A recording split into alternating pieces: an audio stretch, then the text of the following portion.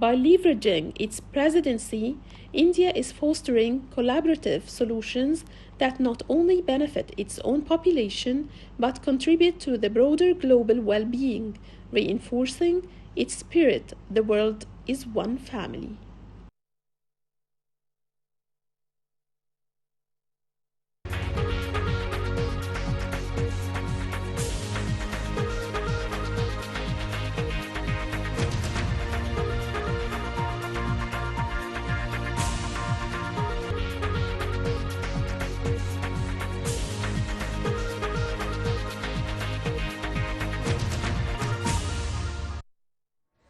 Welcome back. As we promised, we are going to shed more light on the Egyptian participation in the G20 summit, which took place in the Indian capital, New Delhi, and lasted for 2 days. President Abdel Fattah al-Sisi addressed the inaugural session and also addressed the final session, and had a number of meetings with the world leaders and heads of governments to shed more light on the important gathering, on its goals, on what was achieved, on the important points which were tackled during the speeches of the president, whether in the first session or in the final one. We are very much delighted to have with us via phone Professor Nevine Makram, the Director of Social and Cultural Planning Center, the Institute of National Planning. A very good morning to you, Dr. Nevine. Good morning, dear. And before going into details, Dr. Nevine, I'd like first to have your vision regarding inviting Egypt to be the guest of honor in this edition of the G20 summit. Actually, as we all know, that the G20 Leaders Summit is considered one of the most important and highly effective and high-profile political assemblies. So it was very important for us that our dearest president is invited there, so as to shed more light on Africa, on what's going on there in the continent, because the participation of His Excellency, President Abdel Fattah al-Sisi, means that and reflects that the international community is very much interested in listening to the needs and to the different issues of the African continent and of the developing nations. Especially that the summit comes at a very critical time, given all the tough challenges facing the global economy and all the economic crisis and all what we're going through throughout the world. All these challenges also require some collective work, especially that the G20 contributes 85% to global gross product, and it includes 2/3 of the world's population. Amen to that. And to add to what you have just said, Dr. Nevine, regarding the Egyptian vision, Egypt is now part of the solutions. Egypt tackled, as you've kindly mentioned, the challenges that are facing the whole world, whether it's the climate change or the global negative impact of the Russian-Ukrainian war. And here, the president in the inaugural session mentioned two important points in his speech. First, the readiness of Egypt to be the renewable energy hub for green hydrogen as the fuel of the future. Second, also the Egyptian readiness to be the storage and handling center for grains, as the whole world is suffering from the price hikes of food. How do you see those 2 points in specific, as I said, part of the Egyptian solution? Again, we're talking about the solutions provided by Egypt. So in his statement, President Sisi highlighted the importance of enhancing global efforts so as to facilitate the integration of developing countries into global economy on an equitable basis. His Excellency actually highlighted the role of providing mutual opportunities and benefits that can contribute to attracting investments and achieving economic growth and development for all parties involved.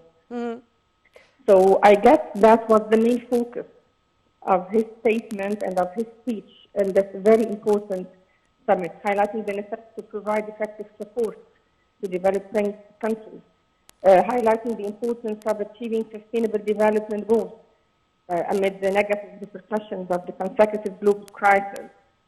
So we were all, listening to his very important speech, affirming the role of Egypt in solving all of these problems and tackling all of these challenges. Yes, as the president was speaking also as the chairperson of NEPAD and the chairperson of COP27, so he was wearing so many hats, not only as the Egyptian president, but the president of other high-profile entities, if I may call it this way. But I want also to add that this edition of the G20 summit is going to be remembered forever by the Africans as it witnessed the admission of the African Union into the G20. How do you see also the timing of approving the EU to be a member of this important global economic gathering? Again, it's a very important and critical time because actually President Abdel Fattah al-Sisi spoke at the G20 summit not only as President of Egypt, he also was representing Africa and the developing countries, especially in light of the Egyptian presidency of New Partnership for Africa's Development and of the climate conference, as you just mentioned, the two very important aspects that were tackled. So the president pointed that with regard of the NEPAD 5, for example, Egypt will be shedding light during the G20 or already shed light during the G20 summit on mobilizing funding for priority projects in Africa, including infrastructure projects. We're more focused on the continent as a whole, not on Egypt only. That was one of the main advantages of his presence there.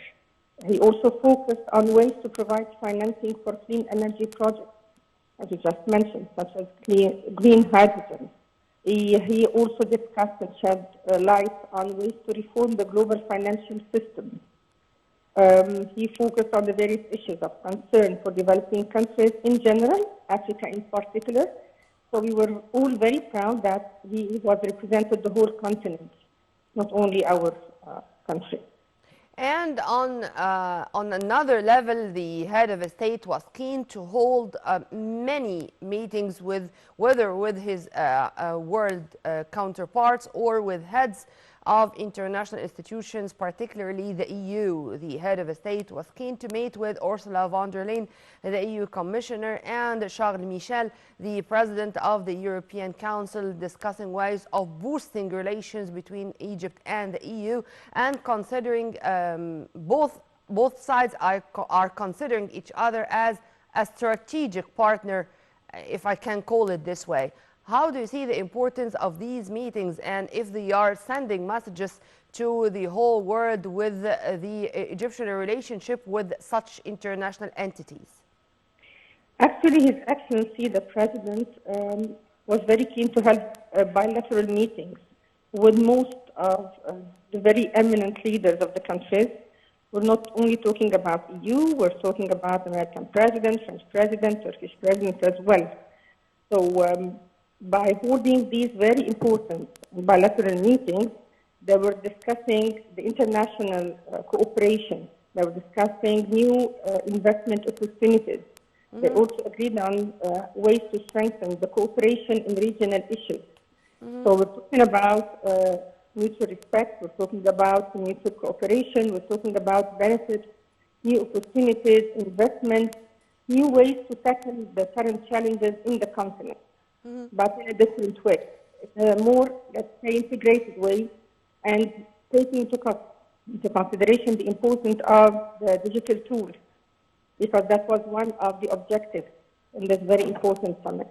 And to maintain this very, I would say, distinguished balance for our foreign affairs, I mean, meeting, of course, being received first by Indian Prime Minister Narendra Modi, in addition to meeting with Chinese Prime Minister Qiang, Japanese Prime Minister Fumio Kishida, the East, and on the other hand, French President Emmanuel Macron, Olaf Scholz, the German Chancellor, having this balance between the East and the West, taking into consideration that all sides are really considering Egypt as a key player in the Middle East and a cornerstone of stability in our region.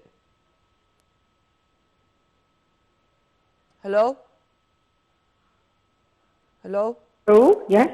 Yes. Sorry, I couldn't hear the last sentence. Could you please repeat just the Yes, last one? I was speaking about also to add to what you have just kindly mentioned, Dr. Nevine, regarding the very distinguished balance of the Egyptian foreign relations in general. I mean, the president was keen to meet. Of course, first he was received by Indian Prime Minister Narendra Modi, meeting with the Japanese and Chinese prime ministers, Fumio Kishida and Kyang respectively, and on the other side you are going to find other important meetings with Olaf Scholz, the German Chancellor, and French President Emmanuel Macron, so on, to have this balance in our relations between the East and the West. How do you see this implemented on the ground? I mean deeds, not words. Actually, I see that this reflects that they see the importance of the continent and they perceive Egypt as a leader in the continent. And the different sides of the story this time, that the opportunities were actually discussed in a very different way, in a more comprehensive, let's say, comprehensive and regional way. Because when you have a look, when you perceive Egypt as a leader, when you perceive Africa as a very important, not only continent, but as providing some investment opportunities for other regions, that was a different perspective of looking at the opportunities, not only at the problems and the challenges. So by doing this, by having these meetings, we were strengthening the cooperation, but in a regional way. So I guess that was the main issue, or the main important issue. In addition to meeting with our African brothers, and to make sure that we do stress in every occasion that we are working hard to give a hand to support our African allies all over the Black continent, to share in their development, and to continue with the stressing that developing our infrastructure in our African states, taking into consideration that Africa should have a voice in the international arenas, to have their economy integrated into the global economy, it's a must. How do you see also putting this as a priority in the agenda of talks of the president wherever he is? Again, he's shedding more light about opportunities and challenges, and he's making sure that we are leading all of these investment opportunities in the continent. And that was a very important issue for us, especially that's one of the objectives of the G20 in its summit this year, that it was also looking about how to make use of the digital tools, again, which is a very important file in the Egyptian country, and how to improve the resilience of the global logistics, such as, for example, the wider trade operations, which is very important, yes. again. Yes, So, Dr. Nevine, but I'm sorry for the interruption, but I asked this question because the president was also keen to have meetings with Cyril Ramaphosa of South Africa, because South Africa was the only one African country which already was there in the G20 group, in addition to Assoumani Ghazali, the president of Comoros, who is the current president of the African Union, in addition to a Nigerian representative, for example. So in every occasion, the president is keen to meet with several African leaders to make sure that the continuous consultations among us is there to build on what was achieved before. If you want to elaborate on this too. actually, it was a very effective way to strengthen the cooperation, first of all, between the different African, very important African countries, and then to make sure that he can shed light and he can, talk more to the important leaders of the world about our problems in the continent. So first of all, we have to strengthen our relations, especially that Egypt is taking the lead in many important projects. For example, we have one of the most important projects in the African continent, which is the genomic factor. You know, Egypt now, we're studying the different genetics in Egypt and in all of the other African countries. So that's the way to strengthen the bond between all of the African countries, first of all, and then making it clear to the world that Egypt is leading the work and leading all of the development opportunities in the continent, and then talking to the other leaders. So I guess that, again, was a very important way to highlight the role of Egypt in the continent. Amen to that. Well, we were very much delighted to have with us via phone Dr. Nevine Makram, a Director of Social and Cultural Planning Center, the Institute of National Planning. Thank you very much for your input, Dr. Nevine, and have a very good day. Let's go now to El Manial Palace. El Manial Palace, or the Palace of Prince Muhammad Ali Tawfiq, was established between 1901 and 1929. El Manial Palace and State are a public art and history museum. Let's watch, and then we are going to be back with more.